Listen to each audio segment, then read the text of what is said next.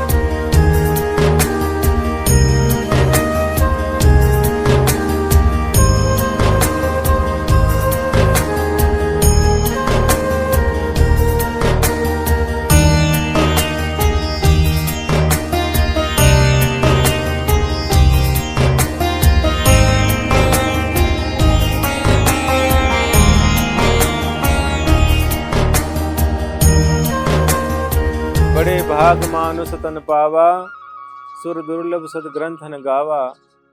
बड़े भाग्य से मनुष्य का शरीर मिलता है। प्रभु जब अहेतु की कृपा करते हैं तब मानव का तन देते हैं। मनुष्य शरीर जब हमको भारत की पुण्य भूमि में मिला है तो किसी जाति वर्ण में जन्म होता ही है। हम जिस भी जाति वर्ण में जन्म लेते हैं वो जाति का, उस राज्य का, उस गांव का, उस देश का हमारे ऊपर ऋण रहता है। हमको लगा कि हमारा जन्म कुमार कुमार प्रजापति समाज में हुआ है तो समाज का हमारे ऊपर ऋण है। ऋण कैसे उतारा जाए? समाज की सेवा करके उतारें। समाज की सेवा कैसे करें? बिखरे हुए समाज को एक आध्यात्मिक, धार्मिक, सांस्कृतिक केंद्र पर संगठित करें। संगठित करके क्या करेंगे? संगठित करके उसमें अच्छे संस्कार, संस्कारों से युक्त शिक्षा, नशाबंदी, स्वावलंबन, संगठन, समृद्धि, ऐसे दिव्य कार्य समाज में करेंगे। उसी भावों को लेकर के पिछले 5 वर्षों से इस कार्य में लगा हूँ। जो आप ये परिसर, सुंदर सजा हुआ परिसर देख रहे हैं, ये श्रीपति धाम नंदन वन है। श्रीपति धाम नंदन वन के नाम से एक संस्था खड़ी की है जो समाज के उत्थान और विकास के कार्य करेगी।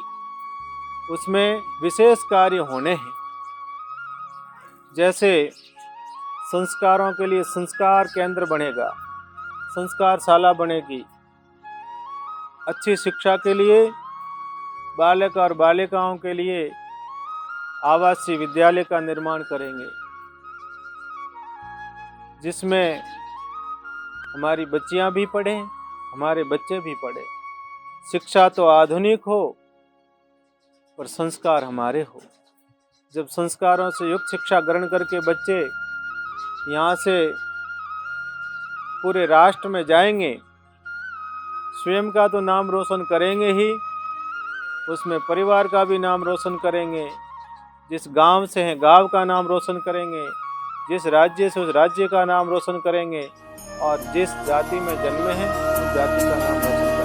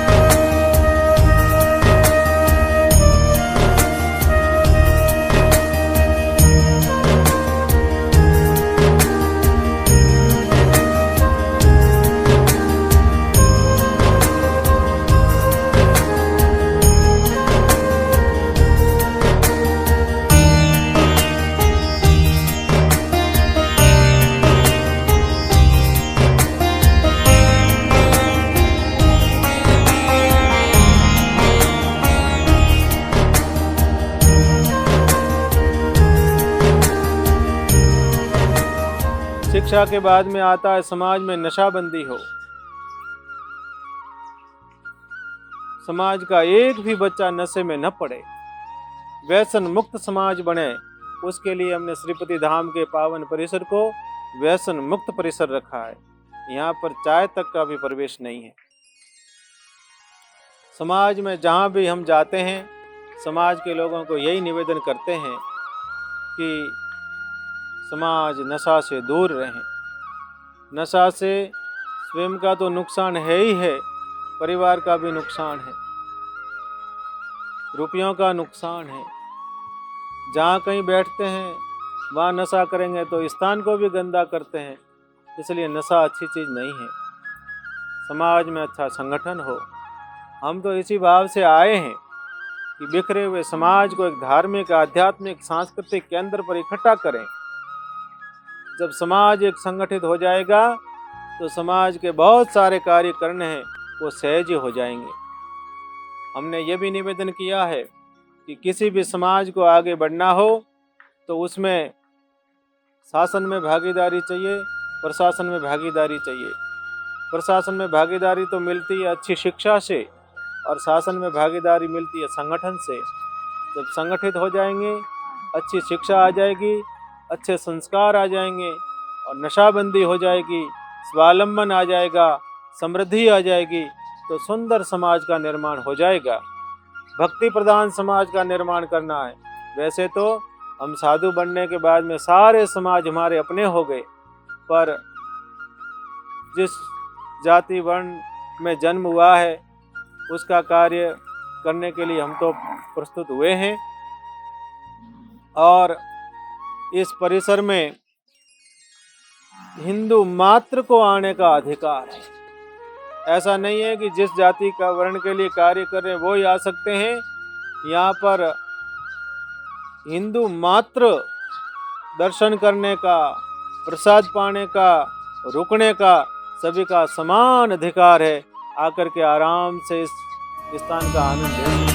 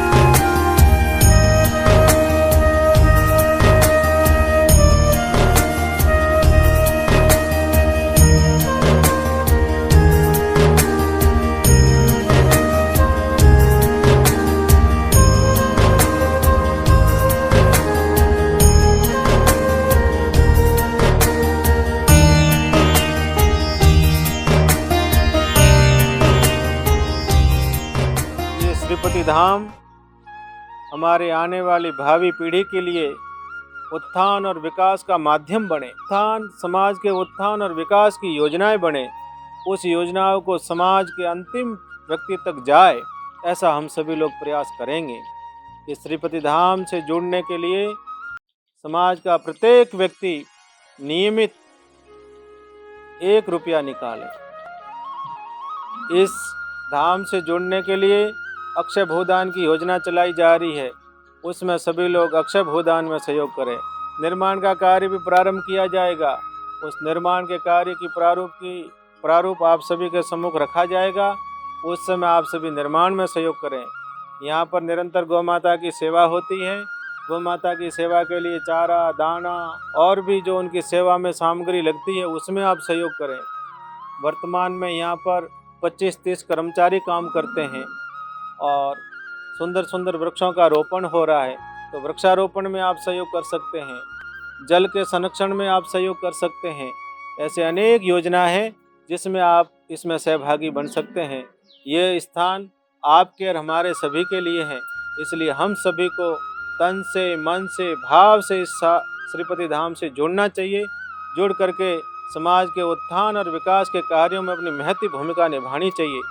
जब एक एक व्यक्ति इस श्रीपति धाम के साथ में जुड़ जाएगा, तब ये कम समय में खूब अच्छा सुपरिणामकारी स्थान बनकर हमारे सामने तैयार हो जाएगा। केवल श्रीपति धाम के परिसर में बिल्डिंग खड़ी करने का उद्देश्य नहीं है। कोई ये न समझे कि ओहो यहाँ पर तो बड़े बड़ी बिल्डिंग खड़ी करनी, नहीं। केवल एकमात्र उद्देश्य है कि एक ऐसा केंद्र बने जिसके माध्यम से समाज के अनेक कार्य यहाँ से संपादित हो। और आप जानते ही हो कि जब केंद्र होता है तो केंद्र के माध्यम से अनेक तरह के कार्य संपादित होते हैं। जब केंद्र मजबूत हो तो सहज ही समाज के कार्य हो जाते हैं। तो हमको मजबूत केंद्र खड़ा करना है।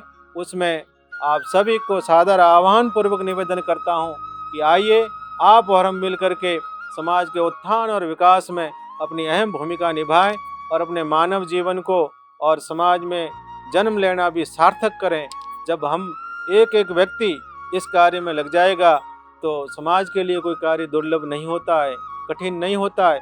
जब पूरा समाज निर्णय कर लेगा कि इस कार्य को हमको करना है तो ये कार्य सहज ही हो जाएगा। जब ये कार्य होगा तो आने वाली पीढ़ियां हमको गर्व से कहेगी कि हमारे पुरखे कितने समझदार थे, जो इतना सुंदर स्थान हमको दे करके गए हैं, इतना सुंदर मंच हमको दे करके गए हैं जहाँ पर समाज के उत्थान और विकास के कार्य संपादित हो रहे हैं।